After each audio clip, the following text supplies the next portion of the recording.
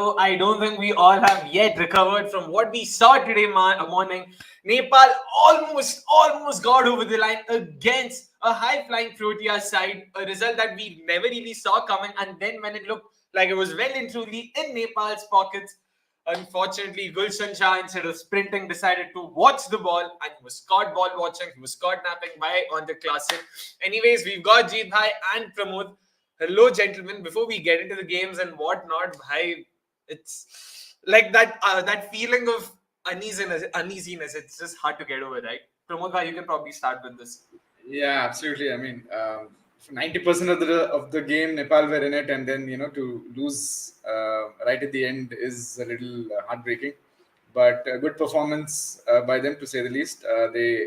I think they read the pitch and conditions a little better than what South Africa did, and yeah, they really played well. They bowled well. They batted also pretty well, but then it just got away. I think that lack of experience in the end sort of probably played a part, and South Africa just took it home from there. Jeet, again, the thing is, we were sort of chatting during the game. It did seem like it was in their pockets. Again, like Pramod also mentioned, that lack of experience and first time playing, in front of a crowd, such a big stage and stuff like that. I mean, crowds, बाकी सब छोड़ो, जो भी reason बोलना है यार, मतलब 2 of 2, you want to believe कि जीत सकते थे वहां से. But यही common season, it happens with all these lesser experienced nations where they are doing really well in a particular game, but it's often the last hurdle which they fail to cross. So it's something that has happened previously as well with these associate nations, and the same thing starting to repeat it for Nepal. Just that worse than they are, yaar, because pura game pura haath mein tha. Man, those last 2 or 3 balls, it's a game of what ifs, complete what ifs. Yeah. The thing is, what makes it even more sort of agonizing is the fact that it almost seemed like the game was lost when 18 was needed of 2, and that equation came down to 16 of 9. वहां से लगा यार यहाँ से तो गए.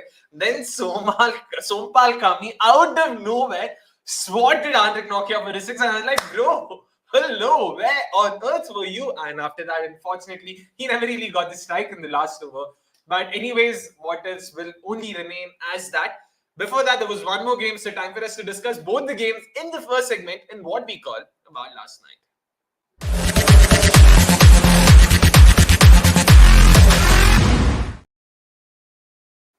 Well, about last night, there were 3 games that were scheduled to happen. USA Island, of course, nothing happened. So Pramod will be relieved. That's one less game to talk about.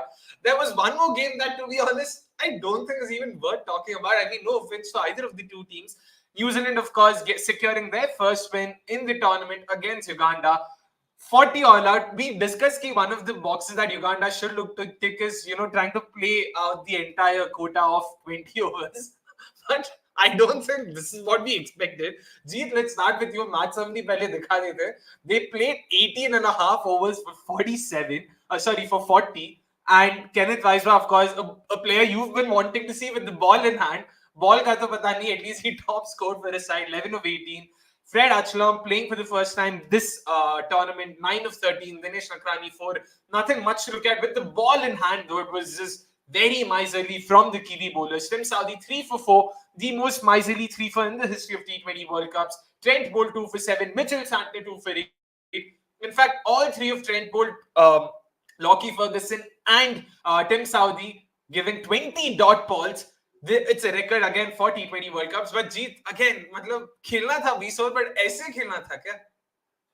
Yeah, I think out of 18.1 overs, he had almost 90 dot balls, which equates to around 15 overs. So all the bowlers that bowled for New Zealand, I think they used 5 bowlers, and all of them conceded in probably single-digit figures. Nobody conceded 10 or more than that. So that pretty much told the story. In terms of Uganda batting, it was fairly expected. Good that Fred Achalam got a chance because he was the only player who hadn't, featured in this World Cup for Uganda in any of the games. But very same story, and that was anticipated as well. It's nothing new. But TK has still a lot of positives for Uganda to draw from this tournament. I'm just happy that when the game ended, they were having that lap of honor and just applauding the crowd that had showed up for the support. And at the end of the day, they still managed to win against PNG. So they've got something to take away from this tournament in what was the first appearance. So plenty of good signs. TK, result they were expected, so that's fine. Completely agree with you there. Pramod, again, in terms of the match itself, not a lot to talk about, but Uganda have ended their tourney over there. Takeaways, of course, bowling was really good. That's something they can take a lot of heart from. But batting, again, sort of that's where there's a lot to improve as well. Yeah, the way they batted today, especially they couldn't handle Trent Bolt's early swing and his pace. So many of the balls we saw them rapping on the pads, and they were just not able to handle the pace as well. So I think that's something they'll need to work on. I don't know if they're going to make it back for 2026, but going back to their region, playing countries over there and things like that, this is something that they need to work on, and the coaches too need to sort of inculcate them batting against in tough conditions, ball swinging around 140 plus.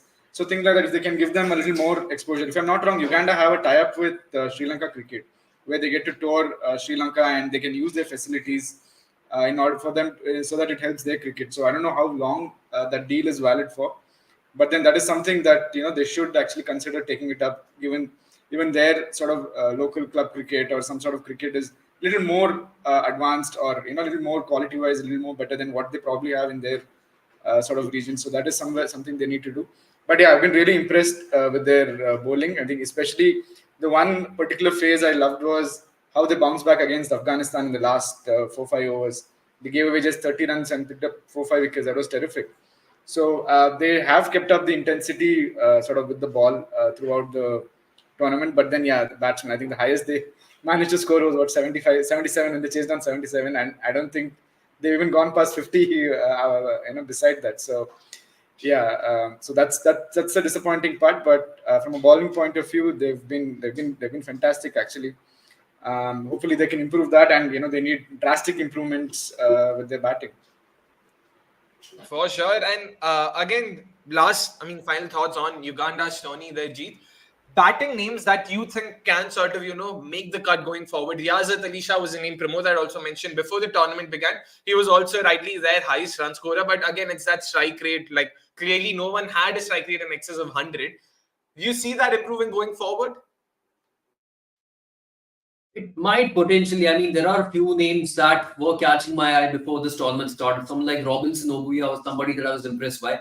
Again, with any Ugandan player, the numbers may not really stack up or back me up with how good they are or the kind of potential they've got. But Robinson Obuya was one of the names that I thought has the potential of playing slightly aggressively over a period of time. But besides that, of course, I mean, Kenneth Weisler is somebody who is an all-rounder. Sadly, like you mentioned, he didn't chip in with the ball in any of the games. His role was primarily restricted to the batting, and that's where also he performed quite decently. So one of the best batters of spin in the particular Ugandan side with the deep shots, and he's got a wide array of shots. And even tonight, he was kind of standing out amongst all the players who batted. But besides that, I'm not too confident about how the other guys are going to stack up. Riyazat Ali Shah, of course, had that one good knock, but you could see those struggles still, hulking across the line and all those kind of things. So they have a lot to improve upon as far as batting is concerned. Bowling is fairly sorted, so that's the one aspect I'm not really worried about. But batting, not many positives to draw out of this particular tournament. Fair enough. I mean, New Zealand, for what it's worth, again, weren't too bad themselves with the ball in hand, and which is why the top performer of the day tonight is Mr. Tim Saudi. 3 for 4, the most miserly 3 for the most miserly spell in a 4. I mean, the most miserly numbers in a 4-over spell in the history of T20 World Cups, just going on to show the kind of effort he put in over there. And again, let's start with you, Pramod Bhai. Dot balls galore, 87 of them, highest ever in a game in a T20 World Cup fixture. But nonetheless, good effort. That's all you can say. Move on. Yeah, I mean, reading too much into it, it was Uganda at the other end. So, I mean, can give them the benefit of the doubt probably this time. But yeah, New Zealand needed a massive win, that's for sure. After two, massive losses leading up to this game, they've got that. I mean, nothing for them to play for, nothing for Uganda to play for. So I think it just petered out that way, the game. But yeah, then New Zealand needed that win. They got it. I mean, it's not much of a surprise. Good bowling. I mean, bowlers bowled well. As I said before, I mean, it was more of the lack of experience of the Ugandan batters, unable to negotiate that swing and their pace early on. Something that they've not probably faced faced leading up to the tournament. So yeah, so I think that was pretty much it. But well bowled to the bowlers I guess. But yeah, that's about it. आगे बढ़ जाएं सीधा जीत भाई anything final thoughts बढ़ जाते हैं Pramod like अरे नेपाल के बारे में बात करो इतना अच्छा किया है anyways okay let me not go on further there was of course South Africa taking on Nepal and that game happened in St. Vincent. Let's have the match summary out first. South Africa were put into bat first. Nepal won the toss, of course. Did not really get off to the greatest of starts. Quinton de Kock once again failing. The same old story panning out in the power play. In fact, in each of the 3 games before this, Netherlands, Bangladesh, and Sri Lanka, they lost 3 or more wickets in the power play. Something similar happening today as well. In terms of how batters were not, their top order in particular, were not really able to do much. Reza Hendricks, of course, finally stepping up for them. And name Jeet had also spoken about earlier. 43 or 49, top scored for the Proteas. Tristan Stubbs coming up with a very crucial cameo at the end to ensure that 115 पे तो पहुंचा है score that would have been well above par in New York. But given how Bangladesh Netherlands had panned out over here, did not seem to be the case. Nepal, in reply, of course, started off well, looked well and truly in control. 85 for 3, 14 overs done. An asking rate of what? Less than 6, nearly 5s for the last 5-6 overs. Where do we start, gentlemen? Where do we start? Jeet bhai, आप ही मतलब शुरू कर दो जहाँ से शुरू करना है. I know there is a lot to unpack as far as this game is concerned, but yeah, but anyway, okay. The point is, even South Africa were like 68 for 1 at one stage, or 68 for 2. From there on, they collapsed and just manned 47 runs. So, not only were Nepal really brave in terms of the bowling utilization, even Rohit Porel giving the last over to Kushal Purtel was really brave because he had the option of going to KC Karan or Surpal Kami, but he persisted with Kushal there, and it really worked well. So 14 overs of spin is what I believe they bowled, and that really worked quite well. And I think they had got rid of Sagar Thakal, right?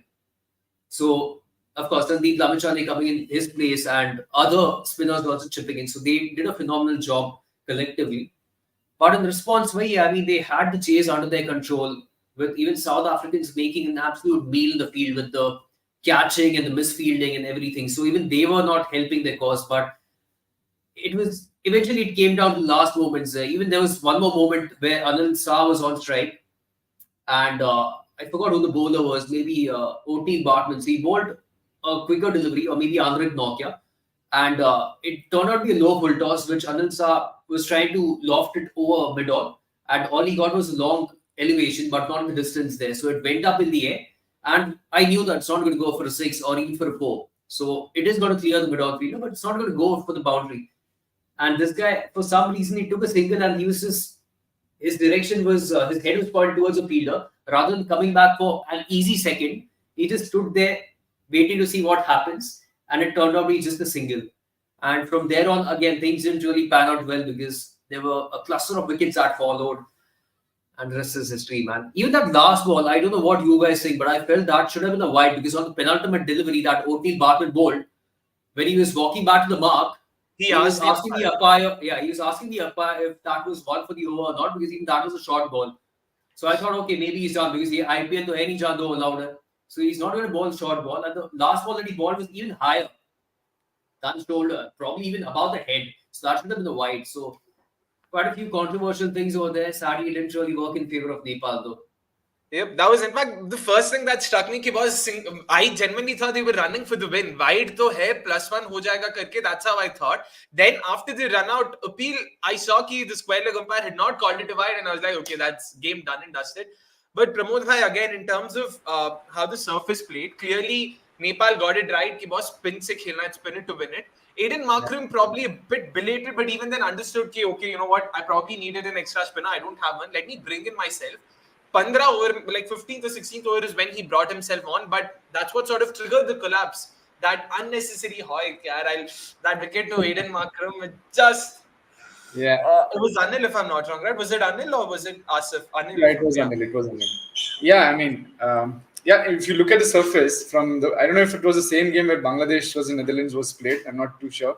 That had a little more, of course, runs in it. I think the target was about 160 over there. Yeah, I think what a trick probably both teams probably missed is having that extra spinner. I think when Sandeep Lamichhane came in, he should have come in, as I told you yesterday, in place of one of the pacers, either Karan Casey or Sompal Kami. And with Sagar Dakal or Lalit Rajbanshi, playing as a second spinner. Same thing with South Africa. They replaced Shamsi with Maharaj. And even I think Makram admitted that probably he missed a trick by not playing Keshav Maharaj. So these are the little things. But I think Nepal got on their spinners really really early, whereas I think they opened with a spinner, if I'm not wrong, with Deep Singh Airi. But South Africa took until the 8th over to sort of get them on, and by that time the openers were pretty well set. The score was about 30-35 for no loss in 6-7 overs. So that could have sort of proved costly had had it been a little more runs on the board.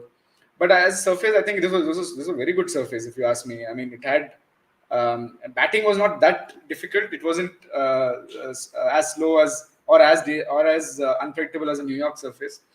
Batting was pretty much possible. Stroke making was pretty much possible here. But Nepal, of course, they had Kushal Burtel. I mean, you didn't expect Kushal Burtel to come in, pick up 4 wickets. I mean, you knew about Deependra Singh Airi, or you knew about Kushal Malla's part-time, even Rohit Podella, who didn't bowl at all today. So in that aspect, I think Nepal got their tactics right, and they also have that depth in their part-time spinners, so to say, which helped, which certainly went in their favor. Just one more point to add. I think it was Alan Wilkins on comms who mentioned that Nepal, the squad left early in May, and they were training in Florida first, and then they moved to St. Vincent. So they've trained at this venue, so they were very familiar with the conditions and how to go about in terms of tactics. So that is something that they were able to use to their advantage, and that was very, very distinctively visible. South Africa, of course, I mean, they just bagged the strengths. Like Pramod mentioned, it would have made sense to not replace Shamsi with Maharaj. Maybe a pacer could have gone out, maybe Bartman or somebody, but Nepal were very, very clear in terms of their planning. And this is something that we had talked about as well, that the caravan has now moved to the West Indies with the US leg almost done. US is where we saw spin not playing a huge part, whereas West Indies has seen the spinners have a larger stay as compared to the pacers. So it's going to be the future as well for all the games at all the venues. So it's something to be mindful of, and that's exactly what Nepal did. But sadly, those. Yeah, I think Nepal played a couple of games against the Windward, whatever the islands, I guess, right? I think it wasn't. It wasn't this. I know. Yeah, I don't think it was this stadium. I think they have another stadium where they played. But yeah, they probably got used to the conditions far better compared to South Africa, which helped probably today. That's for sure. And speaking of South Africa as well, they've, of course, I mean, technically on paper won 4-4, but each of their games, they won it from losing positions. Bangladesh, people might throw that 4 overs, 4 runs, the leg buys, the LBW that was given out and stuff. Netherlands, they were down and out 12-4 before Miller completely took it upon himself. Even against Sri Lanka, chasing 78, it looked keyboards just can go down to the wire before Klaasen took on Hasranga. Jeet, let's start with you on that. Like, what do you make of this? Because technically 4 wins, 0 losses. They are heading into the Super 8s, definitely with their heads held high, but they'll be facing the likes of England and West Indies over there. In all 4 games, they had the Ravi Shastri moment of Thodi Der Kile, but somehow they pulled it off. It was actually the first game where it didn't go as close as compared to the other 3 games that followed, but it could have easily been 4 games and 4 losses for South Africa. But that's the important part. They are the experienced side, so they know how to hold the nerve even right at the end when situation is not in their favor. Yeah, I think. Wait, it's Jeet who's stuck. But just one thing to continue from where Jeet left off in terms of, yeah, sure, things haven't been working in their favor, but these close games going their way, Pramod, we've always, time and again, associated South Africa to be chokers. They don't know how to win close games. But winning 4 close games, that also will definitely go in their favor, right? Like, how NMAX Times Square goes on to say, wins like these, it probably means this is a time for Proteas to come good. Kya lag raha hai? Yeah, absolutely. I think the bowlers have been digging them out of trouble in this tournament, which is good. The fact that they've made it to the Super 8 without the batters really clicking, a big one is probably due sometime at the Super 8. That's the logic we can, go in with. And of course, now they're going to play in the West Indies. So, which I mean, technically they did play in the West Indies today as well. But yeah, run making is going to be a little more easier than it was probably in the US. So, but yeah, look, Quinton de Kock right at the top has been having a very poor tournament. Klaasen has not really clicked this time. Markram is out of form. So, no, I mean, Stubbs, of course, today he played a little cameo that sort of gave them a decent total. So, no, I think, and of course, Riza Hendricks also got some runs under the belt. So nobody they haven't really clicked as much as they would have wanted to in this tournament. Whereas the bowlers, on the other hand, Bartman, Nokia, Rabada, Maharaj, even Shamsi today, just they have absolutely been phenomenal in terms of dragging their team over the line every time. So hopefully a good outing for the batters is not too far away.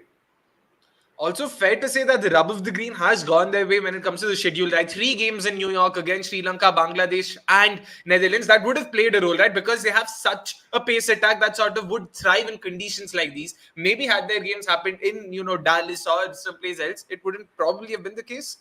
Yeah, of course. Maybe you would have seen batters scoring a little more runs because Dallas was a little more easier track to bat on. I think probably I feel that was one of the most has been the most competitive venue in the World Cup. Easily.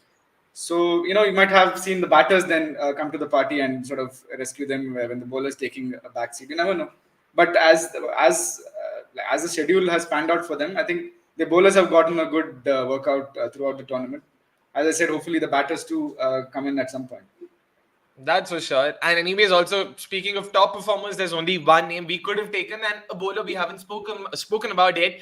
Tabraiz Shamsi playing his first game of the tournament, 4 for 19 in his 4 overs to match Kushal Bhurtel's 4 for 19. In fact, this is the highest figures or the best figures for two bowlers from two, highest identical figures. Let me put it that way. 4 for 19 for Kushal Bhurtel and Tim Southee, of course. Pramod bhai, again a fantastic spell, and also importantly that his last over, the 19th over that he bowled, that pretty much sealed the deal for South Africa. Sorry, the 18th over. Yeah, absolutely. Yeah, exactly. I mean, 4 wickets for 19 in a 115 sort of a chase is gold mine. We saw what Bhurtel did for Nepal today. I mean, he was so crucial in sort of ensuring that they don't go to 130 or 135 and completely take the game away. So yeah, Shamsi has been. I mean, whenever I don't think he's had any poor sort of series of runs at any point in his career. So having him on the bench for all these 3 games, I mean, that shows how good Keshav Maharaj is first, and also shows how scarily the depth of the South African squad as well. But as I said, probably we should have had Shamsi partnering Maharaj today, but that wasn't the case. Maybe they could have between them they could have shared all the 8 or 9 wickets, whatever they picked up. But yeah, Shamsi did his job well, and yeah, he's simple as that. He's the main reason for South Africa really dragging themselves over the line today. And it also makes you wonder why hadn't Shamsi played any game whatsoever, not just in the tournament, probably tournament for bhi samajh aata hai. New York is where they play their first 3 games. That West Indies series, Jeet, we'd spoken about how Peter had sort of been given the go-ahead instead of Shamsi. But again, a fantastic spell, especially when you're playing your first game. It's not easy. Yeah, so again, like you mentioned, something surprised is that each game was played by Peter in that part of the and so honestly, again, it's fine. Maybe this is the game I mentioned yesterday. The only potential change was probably Shaq coming in place. But yeah, because we put up more inconsistently next, so I don't think he has got this rhythm at all from the last time he bowled. But in performance, and also a game where I think 14 wickets fell, and I believe 12 of them were taken by pacers. So there was just one out, and the only wicket taken by pacer was Andrik Nokia. So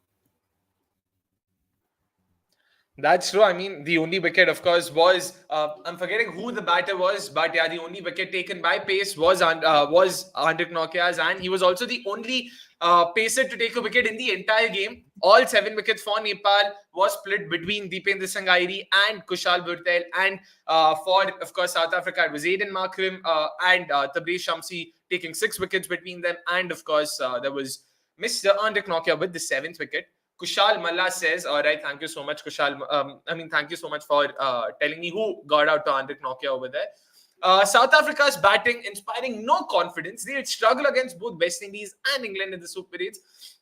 It is something we of course spoke about because conditions also won't be entirely in their favor. I'm not sure how to sort of look at it objectively. Jeet, again, let's hope the internet's doing fine. At least the video doesn't seem to be lagging. A question that Pramod and I answered was, or rather tried to discuss, was South Africa 4 wins, of course, but conditions won't entirely be in their favor. They've also been aided by the fact that they played 3 of their group stage games in New York. Pacers won't have that much sort of, juice in the surface. Do you think they have it in them to sort of, go through to the finals and potentially clinch their first ever title? They still can. It's not that the Pacers won't have any say going forward. It's just that the opponents that they are going to face are going to be a lot more tougher. On the Caribbean pitches as well, the Pacers, if they hit hard lengths, they do extract a lot out of the surface. It's just that they've had so many close run-ins with the lesser ranked teams in the group stage as well that now the stronger opponents are going to really test them out. And scoring 115 and 120 won't cut it out against England potentially or the West Indies, all these teams. So they'll have to be really careful of that. But having said that, there's also a bit of a form issue with, say, Kagiso Rabada, who's not really firing. Marco Jansen, he's bowling well, but the wickets are not really there, to show for his efforts. It's only been O'Neill Bartman who's really done the job. Even Andrik Nokia, the way he bowled in the USA versus the way he bowled earlier today, there was a huge difference. It was only at the back end that, a few of the deliveries worked, but they will be tested out, that's for sure, because the opponents are going to be a lot more stronger. But conditions-wise, I don't see how there's going to be a huge difference. The only potential thing that we may see is that they'll have both of Maharaj and Shamsi both featuring in the playing 11, with one of the Pacers setting out. Fair points, those. Let's see how they sort of, tweak the 11, because it will be important for them to sort of ensure they have that additional spin option. And in Keshav Maharaj, Aiden Markram and Tabriz Shamsi, they'll have a fairly well-rounded spin attack over there. So it'll be interesting to see how they go about their business in the Super 8s. Of course, South Africa are also done with their group stage fixtures. They next will be playing only after the 19th when the when the Super 8s begin, that is. That's it from yesterday's couple of games in terms of what... Actually, one more point. There was this very controversial moment. I don't know if it was controversial, wherein David Miller was given not out on the DRS call. What do you guys make? What do you guys make of it? I mean, there was no way that it was going over, right? I thought the umpire initially gave it not out because it was pitching outside leg, but then once it was pitching on leg, I mean, it's not going to miss, right? I don't think there was enough bounce. I mean, there was so much bounce on the surface that it would sort of go over, but very, very, very surprised with that. Jeet, what did you make of that? Even Miller, if I'm not wrong, himself was walking. Yeah, he was halfway back. वो तो पहुंच गया था pavilion literally. Yeah. वो बेचारा glove निकाल रहा है पे और third umpire बोल रहा है खेल. The ball tracking has been slightly shady, and it's something that we have seen previously as well. But I don't know. I mean, technology at times is very, very questionable, but at times it is working in favor to overturn some of the howlers as well. So, kind of questionable, but we kya kare, jo ho gaya aur kya. We are getting used to these kind of... And Miller went on to score 7. So, I mean, in the context of the game, that's a massive thing. Yeah. In the context of the game, so even 2 runs, even that 1 run, that wide, anything for that matter, the run that Jeet spoke about, jahan pe Anil just sort of, plonked it over mid-on, dusre run ke liye. But last ball, Gulshan Jha was I think he thought the ball had gone away somewhere. He could complete an easy run. He didn't really run for the last bit. He was checking out where the ball was. So, I mean... So, that's where he was very unlucky that the ball went straight to Klaasen. Kudos to him. And he hit it directly. That was not a difficult throw to make as well. I mean, under pressure, that too. And it was also smart of Markram to have everyone close in, and he was literally standing right next to the pitch. So, and of course, fortune favors the brave. The ball went right. It dropped right in front of Klaasen. He had to do nothing to stick the ball in. Yeah, good on him for breaking the stumps in time. It happens with the best of players. To Gulshan Jha bhi sirf 18 ka hai. Time hai uske paas. He'll only learn. It'll take some time. It'll like wounds like these take time to heal, but it's okay all in all. Like Rohit Paudel also spoke about, in the post-match presentation. We will take this experience. We'll only come out of it better, stronger, and smarter. So fingers crossed they also get a few more games, because apparently rumors are doing the rounds that Afghanistan is trying to host Nepal and Oman in a tri-series. I don't know to what extent is that going to happen or not happen, but let's hope tournaments like these sort of bring up, series, bilaterals, trilaterals, whatever they are, more into contention. So fingers crossed on that. In terms of our coverage of yesterday's two games, I guess that's come to an end now. It's time for us to now move on to the second segment, where we talk about what social media had to say in what we call What's Trending.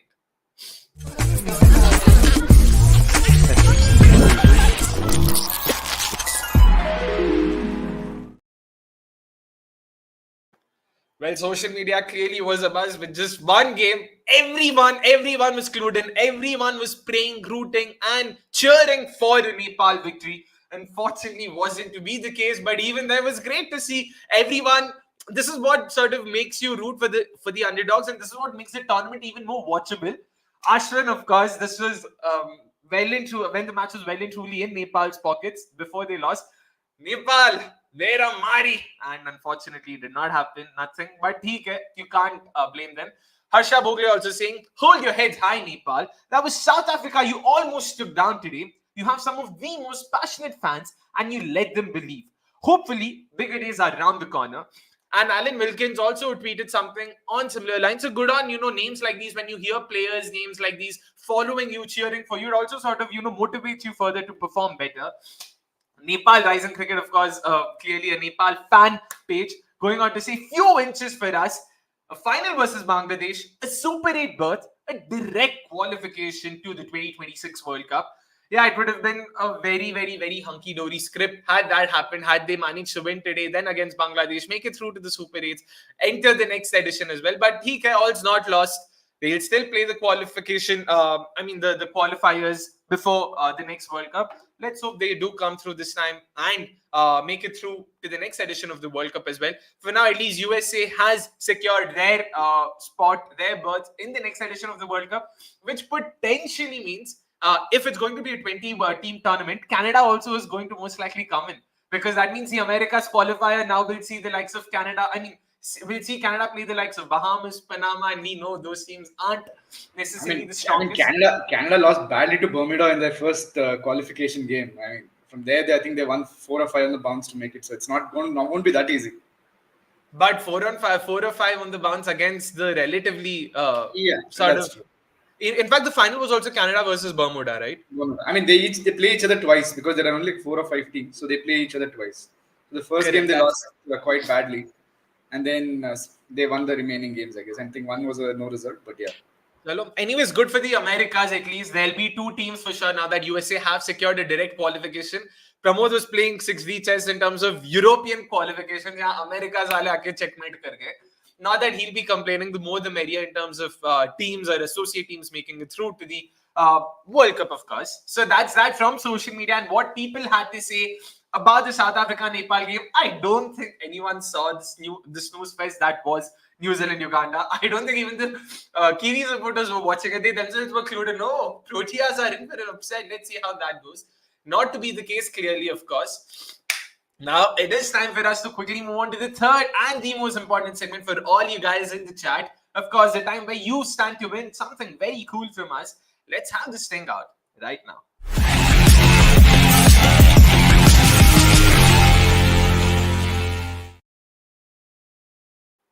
It's time for Who Am I, our daily giveaway contest, where we give you 3 hints and you guys have to guess who the player is. Let's have yesterday's hints out first. Where are the hints? Oh man, the cold is getting the better of me. And there we go. Who am I? I was working as an investment specialist before jumping to international cricket. My parents were both professional gymnasts. And lastly, of course, I made my international debut in a World Cup. Pramod, hi, any idea who this player is?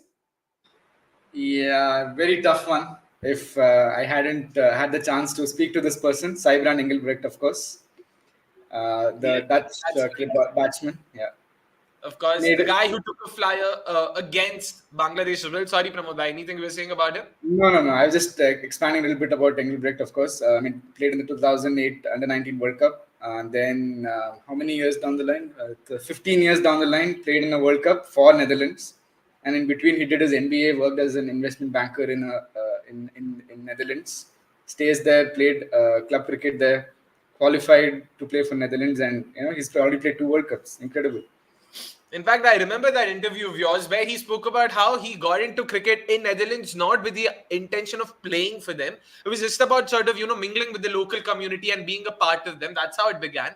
And because he seemed to be good enough, they were like, "Chalo boss, aja apne yahan khel le."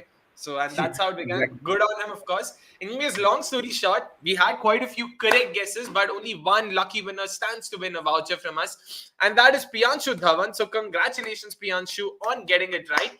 Do get in touch with us on Twitter, and of course our social media team will do the rest. Time for today's giveaway. So let's have today's hints out. Here you go. I became the first player to score 100 in all 3 formats in the same domestic season. My brother has also represented the country in an under-19 World Cup. I share my birthday with over 10 international cricketers, the most for any date. So these are the 3 hints. I became the first player to score 100 in all 3 formats in the same domestic season.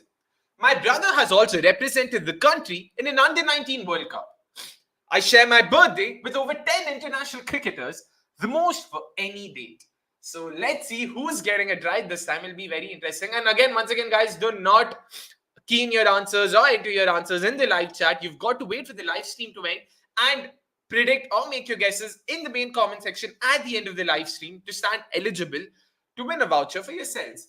So let's see who gets it right. I won't enter the private chat right now. Sorry, gentlemen. It's time for us to now preview the games that are happening tonight and tomorrow morning, of course. And no, we're not talking about India, Canada, because make no mistake, Avnish, Nikhil and Vikas once again will be going live at 8 p.m. sharp. So make sure you guys tune in to our channel then, and to of course see their reactions, their bunkers, their banter in terms of what happens over there.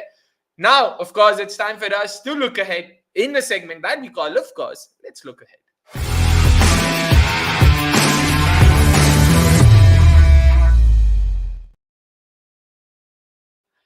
Chalo, time to look ahead, bhai. There's of course the Akshay Kumar derby that's happening, जो हम preview नहीं करने वाले हैं. Uske alawa, there's of course Namibia versus England. That game's coming live from the Sir Vivian Richards Stadium in Antigua, and that starts at 10 p.m. Indian Standard Time. And tomorrow morning it's Australia versus Scotland. Coming live from the Darren Sammy National Cricket Stadium, St. Lucia, and that's 6 a.m. Indian Standard Time. Both are Group B fixtures. Both are very important to the teams who are going to be a part of it, Scotland and England. A win for England and a loss to Scotland seals the deal for England. A win for both sides would mean net run rate a win for both sides would ensure Scotland goes through. So all Scotland need to do is get a win tomorrow morning and they're through. If England win, they'll have to see what happens to Scotland. So gentlemen, kya lag raha hai bhai? Let's start with the first game, Namibia England, that's happening tonight. Jeet bhai, thoughts? Yeah, same approach hoga because England now know. I mean that Oman game helped their NRR big time, and now it's fairly secured. It's already better than Scotland's, I believe. So all they have to do is win the game against Namibia. So you do expect them to win by a decent margin, if not a very big margin like they did against Oman. So it's going to be a fairly straightforward road for England. But I'm just hoping somehow Namibia can put up a fight because they do have the arsenal in the bowling attack to kind of take wickets or restrict England to maybe 150, 160, depending upon the conditions. So, and obviously England are going to come hard as well, like they did against Oman. So, but there are better chances of the Namibian bowlers picking more wickets than the Oman bowlers were able to do in that short burst they had. So let's hope it's a close game. The best thing, of course, to happen is, of course, for Namibia to win it, but I don't see that as a likely chance. But let's see.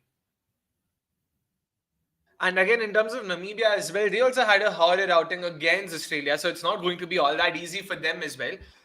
Pramod bhai, again, in terms of Namibian batters, importantly, against the English express pacers, Mark Wood, Jofra Archer, it won't be easy.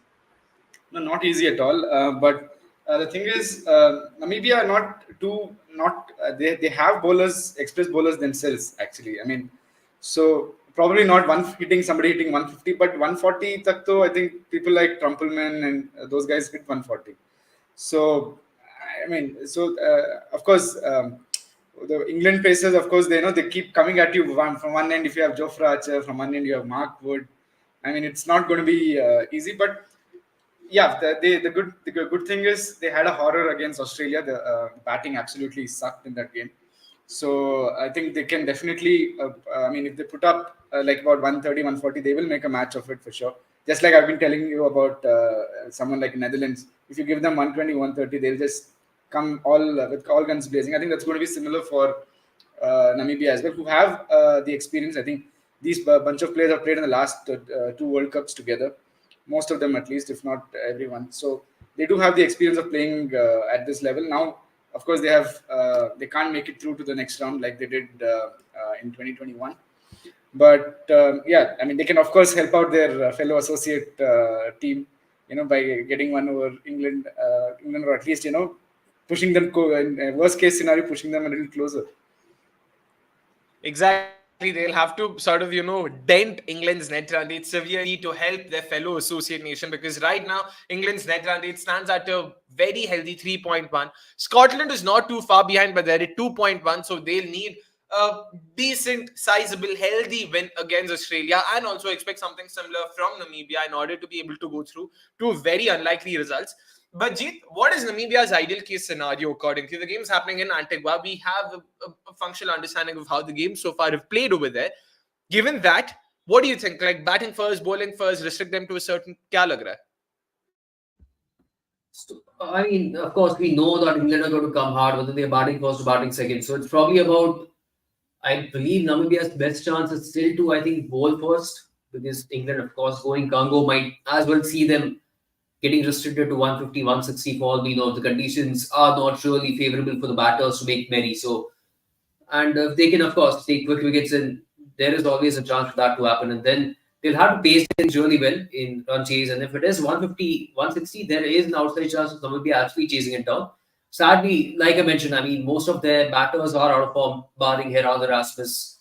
So you'll need all the other batters also to step up and chip in with those 25, 30 runs. David Visa's experience, you would probably want him also to contribute a lot more than he has with the bat, with the ball. So ideally, yeah, of course, probably bowling first would be the way to go for Namibia. But on the flip side, I'm not too sure. I mean, if they bat first, then whether they can get to 130, 140 is something I'm not too confident about.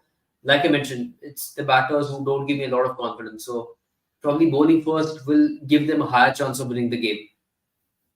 And also, Antigua has seen three extremely one-sided affairs so far, and all of them have been Group B fixtures. It was Oman versus Oman versus Scotland first, where Scotland chased 115, 13 odd overs. Then it was Australia, Namibia, where Australia, of course, bundled Namibia out for 70 odd. And lastly, it was England, Oman, and I don't think we need to talk much about that game. We all remember how Two of those games involved Oman, so I don't think we need to discuss that in depth at all. Fair point. But Pramod, same question to you. And final thoughts, of course, Namibia, best case scenario for them, kya lag raha hai? Any players to look out for, or how do you think they can win this game? I was really excited to see Jack Russell last time in the raw talent, but then he got 3-4 deliveries to bowl at. I hope he retains his place today. Best case scenario, of course, will be bowling first and restricting England. But yes, if some of the players, I think Herald Erasmus is a very, very, very key player in that lineup. Either with the bat or with the ball. He's been the standard performer for quite a few years now. So I think you can't look past him in terms of being the key player. But then people like Jan Freiling and JJ Smith, who no longer bowl, and they're only there as batters. I don't think they've really sort of justified their role as just as a primary batter or a batter in the tournament. So I think Freiling bats as high as 3, which is a very crucial number. And JJ Smith, of course, is more of a finisher down the order. So I'd like to see them get among the runs. Some good substantial amount of runs or some useful contribution from them, because that hasn't been the case. It has been just Herald Erasmus who's sort of done bulk of the heavy lifting, not just with the bat, actually, even with the ball. I think his ball has been among the best as well. And I would also like to see Ruben Trumpelman. I think he's like sort of faded out over the last year or so. It would be good to see him back in form, and remind everyone of how good he really is. That's for sure. Let's see. We get to see both Erasmus and, of course, Rumpel men as well. Not to forget Freiling, a name I had spoken about earlier. Surprise. I mean, even I was surprised seeing him bat that high. But he can. Jobio, let's hope they are able to get that win. At the very least, let them at least do well. Come up with a good game like South Africa, Nepal. At least run England close. Sort of terrorize them if possible, if that's a way of putting it. Anyways, that's that from the first game that's going to happen tonight. Technically, the second game, because India Canada, the Akshay Kumar derby, like I labeled it, of course, will start earlier, but later tonight, 10:30 p.m. Indian Standard Time is when England take on Namibia. The game's happening in Antigua. There's, of course, one more game that's happening tomorrow morning, and that is 6 a.m. Indian Standard Time, coming live from St. Lucia. It's Australia taking on Scotland. First game in St. Lucia this World Cup. क्या लग रहा है भाई? Thoughts, Jeet? Let's start with you.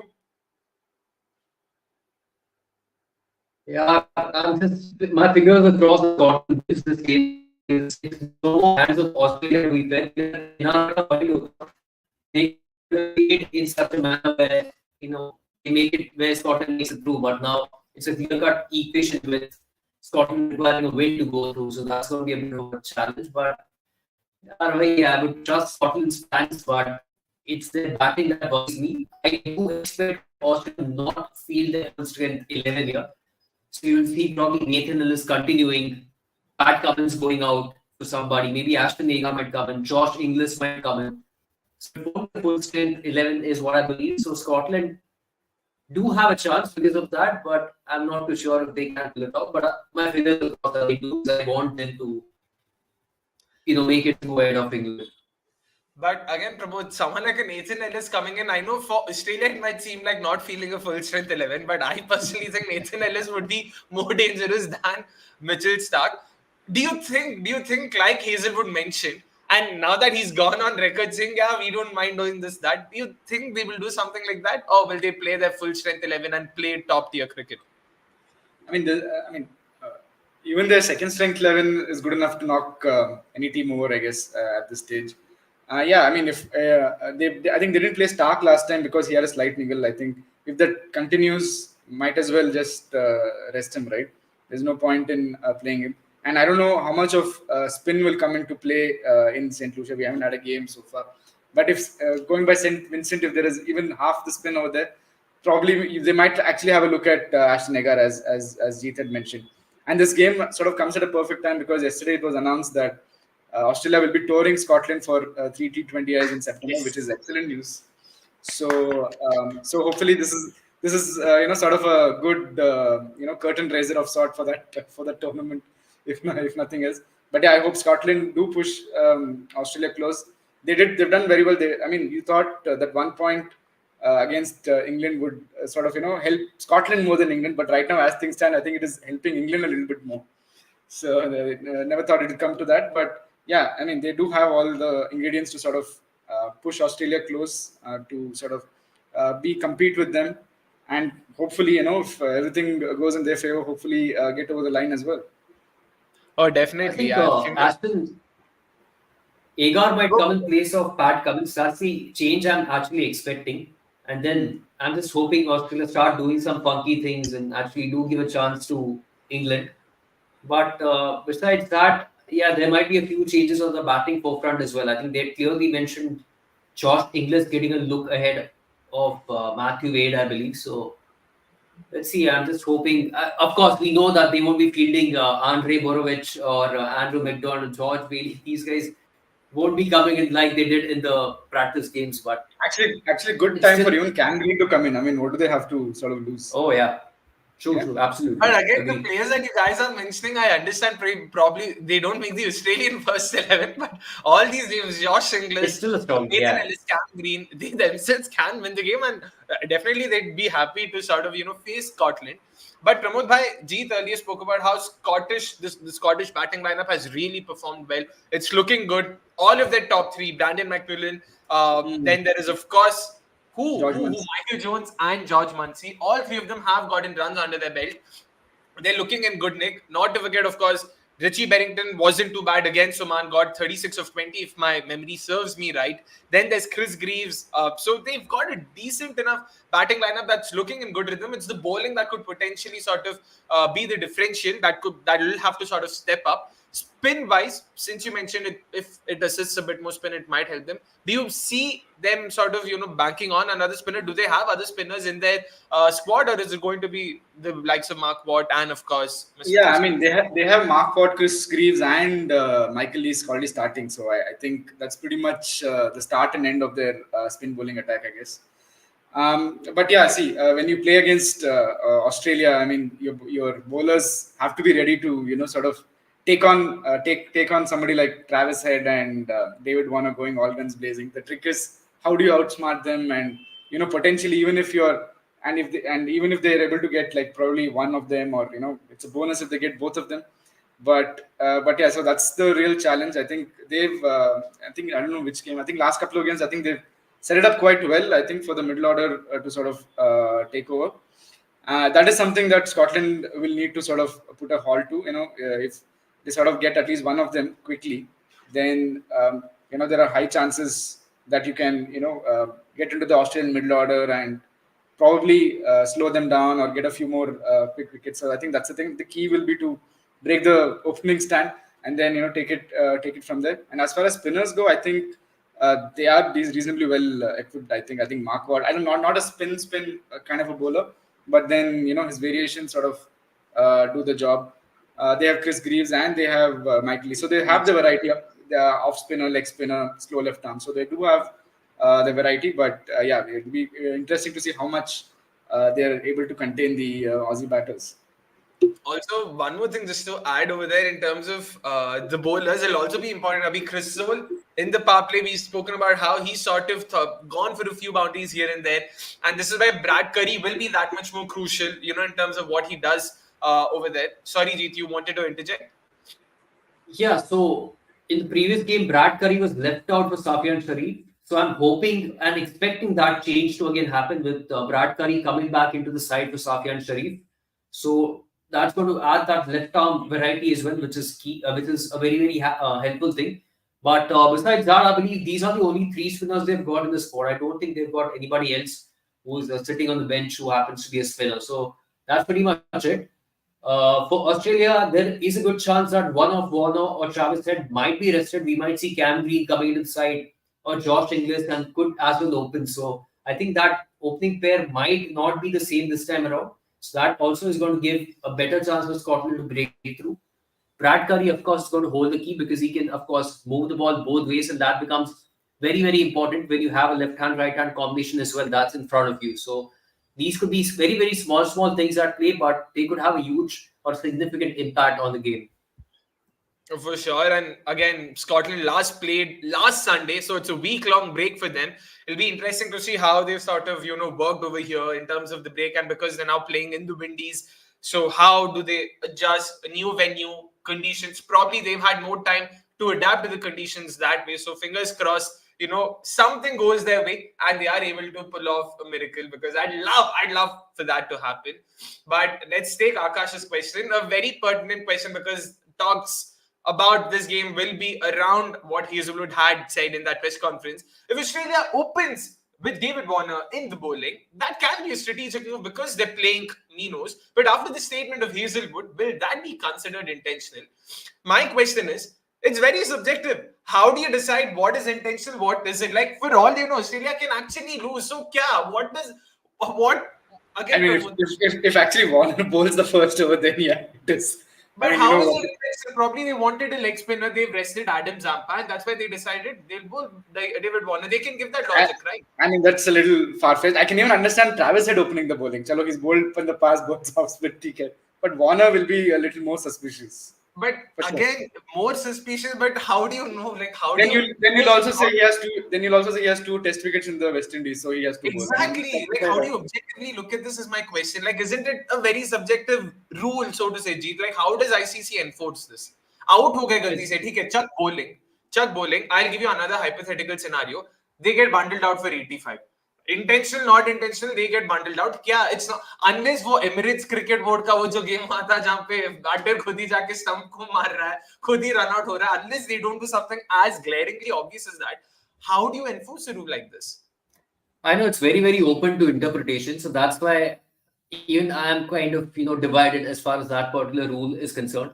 I just wish Hazelwood was statement in Martha. Chupchap David Warner se actually mein kara lete, because that is what Michael Jones, I believe, said, that we wouldn't mind David Warner opening the bowling. That is what he mentioned. So, but again, I think coming back to the point, I can understand, like Pramod said, yeah, Travis said opening karega bowling, it makes sense. But in the realistic scheme of things, you wouldn't expect David Warner to kabhi bowling nahi karta hai to actually open the bowling. So those kind of things become very, very obvious. But besides that, it's a very, very subjective thing and open to interpretation of what's real or what is kind of, made up and all that stuff. But yaar, kya kar sakte? There are too many such rulings that exist. Fair point, that too many such rulings that exist. Anyways, it's time for us on that note to end today's episode of What's Up World Cup. 2 games that we had to review, 2 games that we have previewed. It's Namibia, England tonight, 10:30 p.m. Indian Standard Time, and of course Australia, Scotland tomorrow morning, 6 a.m. 2 fantastic games coming our way. Let's hope both the results, or at least one of them, go our way. And yeah, fingers crossed, we might be talking about how Scotland made it through to the Super 8s come tomorrow, 12 p.m. And before I forget, of course, guys, tomorrow is also the first ODI between the India and South African side. That game's happening in Bangalore. It's, of course, the women's side of things that we're referring to. So we will be covering that. We will be previewing and, of course, talking about the games and whatnot. And we will start our coverage tomorrow, 1 p.m. sharp. So tune in for that as well. It's a goodbye from all of us right now. It's a crazy Saturday. It's a hazy Saturday. Enjoy your weekend, like always.